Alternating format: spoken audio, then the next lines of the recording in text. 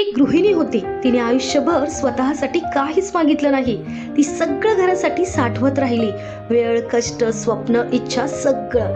त्या सगळ्याचा उपयोग ना स्वतःसाठी केला, ना मनासाठी, ना स्वप्नांसाठी. तिचं एकच ध्येय होतं, घर चालू ठेवणं, सगळ्यांना सांभाळणं आणि स्वतःला शेवटी ठेवणं. वय वाढत गेलं, शरीर थकत गेलं आणि एक दिवस तिला जाणवायला लागलं, मी एवढं सगळं दिलं, पण आता माझ्यासाठी उरलंय तरी काय? इतकं आयुष्य दिलं, पण स्वतःसाठी जगायचं कधी आलंच नाही.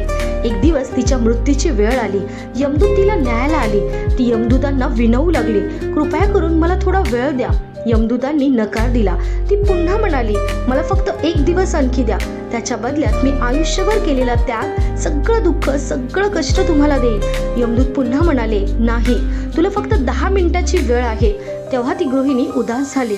तिने एक कागद काढला आणि लिहिलं, मी आयुष्यभर इतरांसाठी जगण्यात घालवलं, पण त्या त्यागाच्या बदल्यात एक दिवस स्वतःचं आयुष्यही मी विकत घेऊ शकले नाही. म्हणून एवढंच सांगू इच्छिते, आयुष्यभर फक्त जबाबदाऱ्यांसाठी आणि इतरांसाठी जगण्यात वेळ वाया घालवू नका. जीवन अमूल्य आहे, त्याचा प्रत्येक क्षण मनापासून जगा. कारण कोणत्या क्षणी ही दुनिया सोडून जावं लागेल हे कोणालाच माहिती नाही. ही फक्त कथा नाही, ही अनेक गृहिणींची वास्तवता आहे. आयुष्यात नक्की जबाबदाऱ्या निभावा, घर सांभाळा, पण स्वतःलाही जपा. कारण त्याग आयुष्य वाढवू शकत नाही, पण स्वतःसाठी जगलेले क्षण आयुष्याचा अर्थ नक्की वाढवू शकतात.